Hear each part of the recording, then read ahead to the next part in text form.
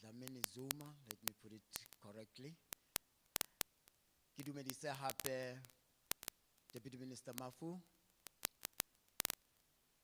Ke na le motsamaedi lefatsheng la Ward 39 ko Orlando. Re ke bua Sesotho. MEC for Sports ho tloa fatsheng la Free State. Ke o dumedisitse ko hlomphile mme. Bao ke buileng ka bona ke bomme. Beo ke nahanang hore we are proud. Ke sa o lebale chairperson wa NYDA. Mamela ntlo ena e tletse ka bomme. Ba etelang pele. It is proud moments that today Ward 39 is commemorating. Also, it is giving a lead to the Youth Month. The month that we all know is dedicated to young people. Mohlomong you think you are no longer youth, umuhulu ka dilemo, but remember you were once youth. You were once young.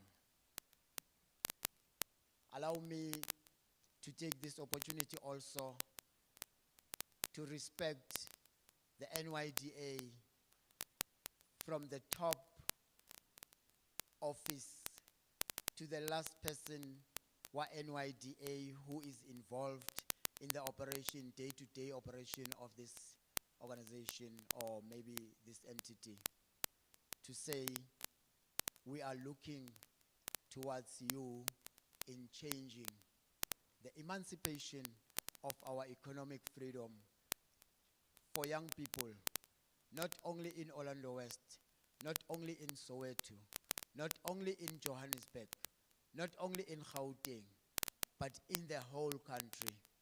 The country is looking upon you. Young people, they want you at least to give them lead. You must know and understand the load that you are carrying.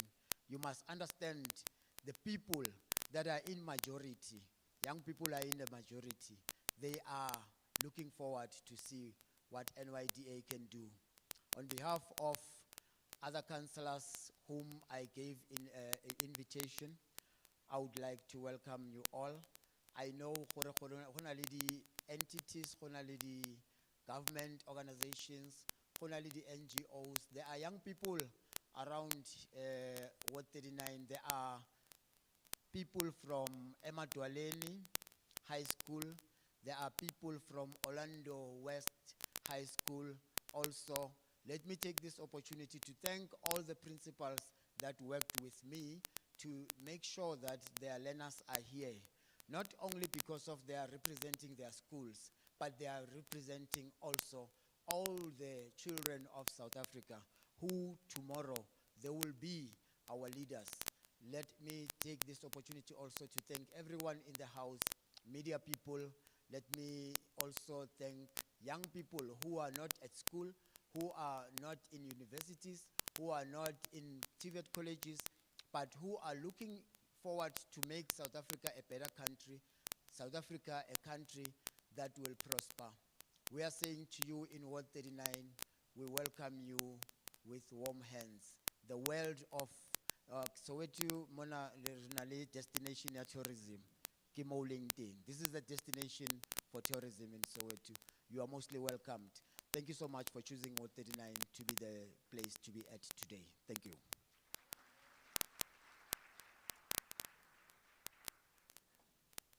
Another round of applause. Izandla. Thank you so much, Councillor. Now we feel welcomed. Now we can chill. I don't know if that's still what young people say, but we can chill. To proceed with our program and to give a purpose of why we are here, why we are gathered here. Because I think it's always important that anytime we have events of this magnitude, we anchor it with the purpose and the reason as to why we are gathered and why we are doing what we are doing. And to help us with that, Ms. Pillay, who is a board member of the NYDA, will be giving us the purpose of this event today. Ms. Pillay, please come to the stage.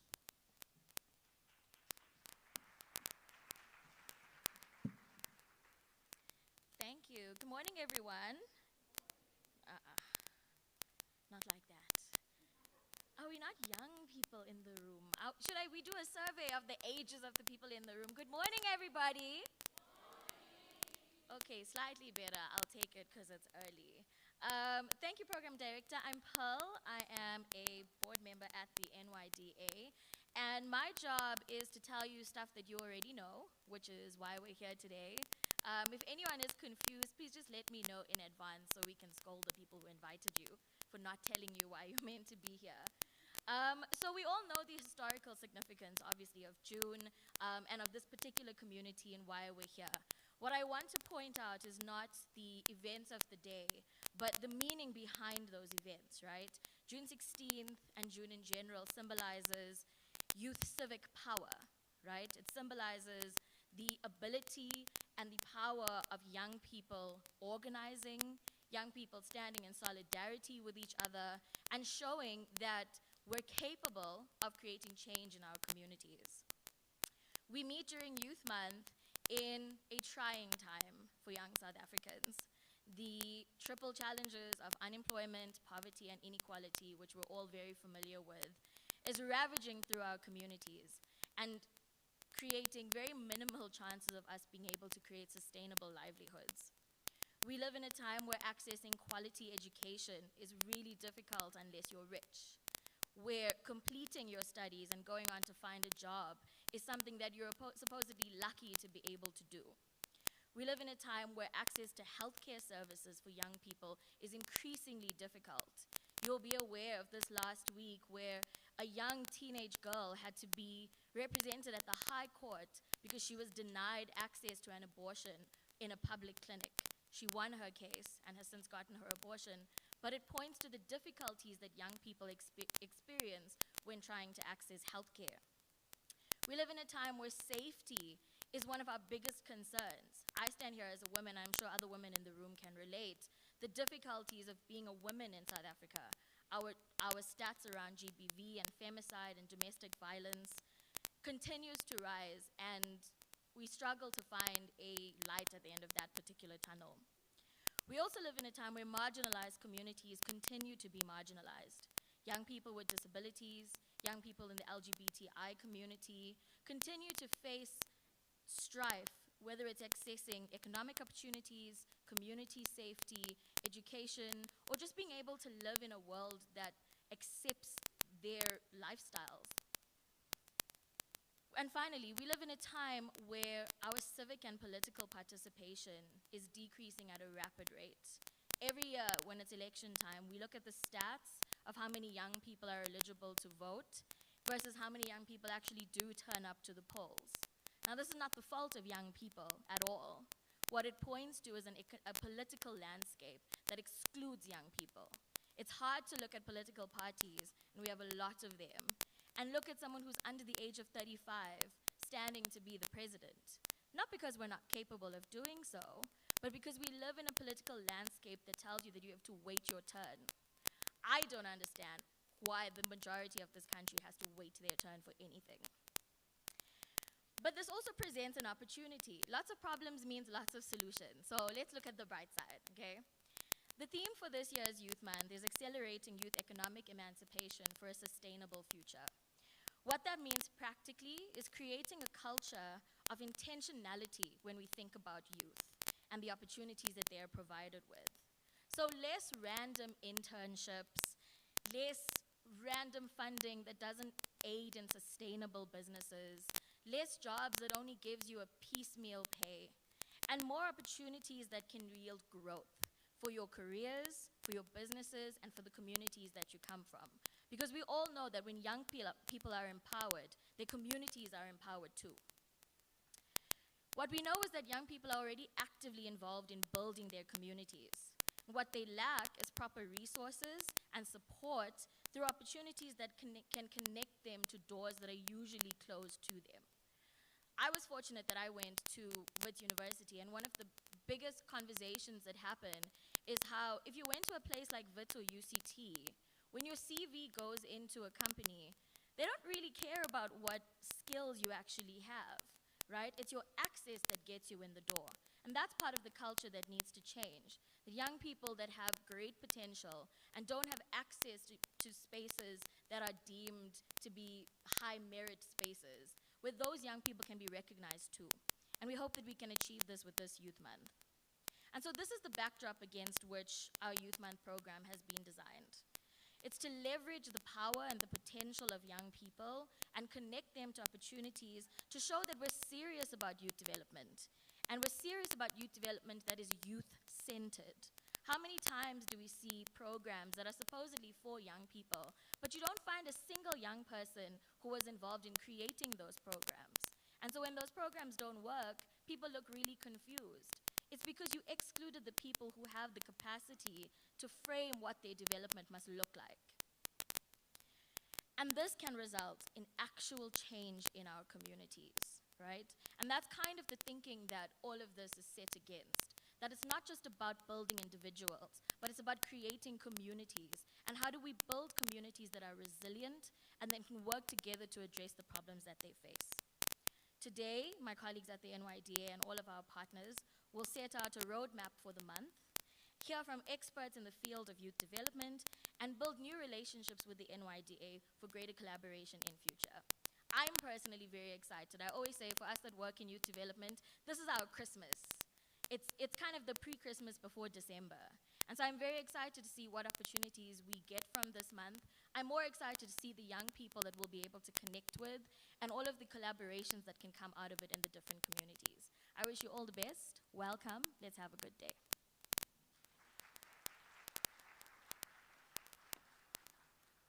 Another round of applause, please.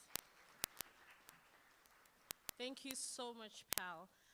And I think one thing that we can take away from what Pal has said is intentional access.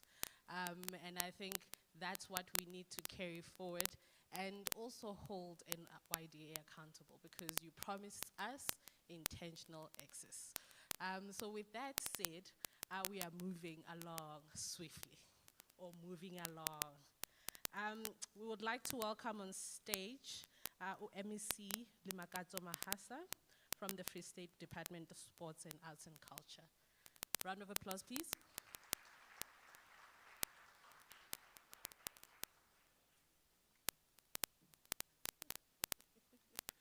No, thank you very much, Program Director. Eita mocha eita. Eita mocha eita. No, thank you so much for this platform that I've been given.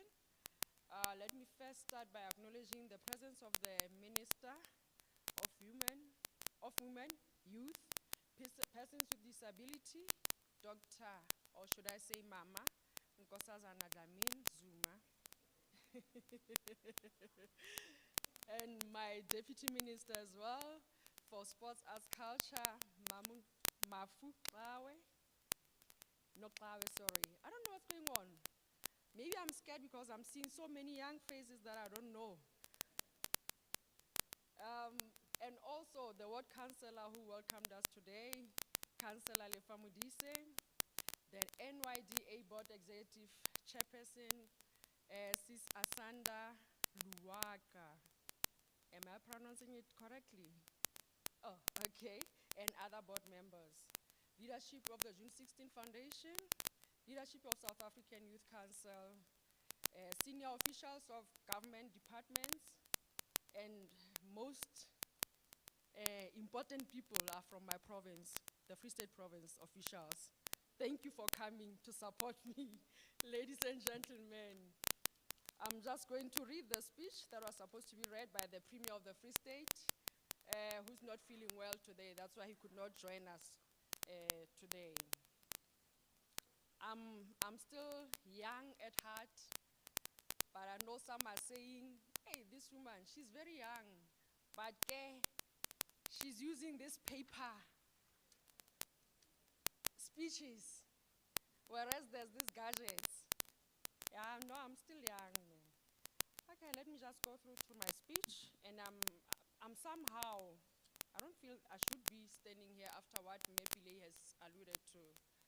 What she said is exactly what should be happening. Our young kids are suffering out there. our young kids are not getting opportunities that they deserve as young people. But we'll see. I'm sure this year is going to be a different one. This year is going to be a positive year for young people. It only depends. If you, wena mocha, you are not doing your part, then you won't get anything. It is my absolute pleasure to stand here and represent the Premier of the Free State, Ntate Mxolisi Dukwana. This year marks 47 years since the brave youth took to the streets in various demonstrations to wage a war against an oppressive regime.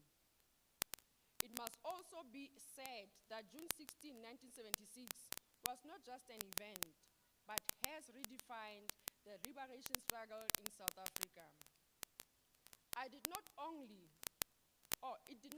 reignite a fighting spirit in the hearts of young people, but solidified the landscape of liberation struggle in the country as well as abroad. As we mark this day here at Hector Peterson Memorial, we are not only remembering and celebrating the lives and contribution of the fallen heroes and heroines of 1976, but we use this commemoration to remember and restore our commitment to the total emancipation of all young people in the country. The Free State Province is honored to host the main June 16 celebration in Mangaung from the 15th to the 17th of June 2023. You are all invited to come. We've got so many activities that are going to happen there, so you can just come. Maybe DM and the minister will bus you to Free State. We are also grateful as a province to have been afforded this opportunity, and we hope and are confident that it will add hope and improve the livelihoods of the young people from Free State and in the country. As a province, in line with this year's Youth Month theme, I quote, accelerating collaborations and opportunities to transform the lives of youth, close quote.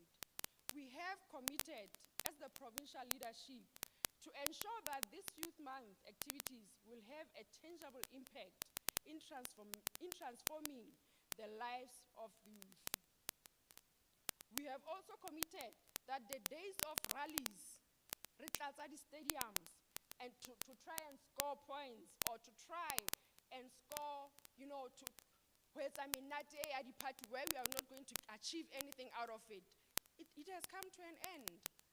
It doesn't help to go to those rallies. It doesn't help to fill those stadiums and have this party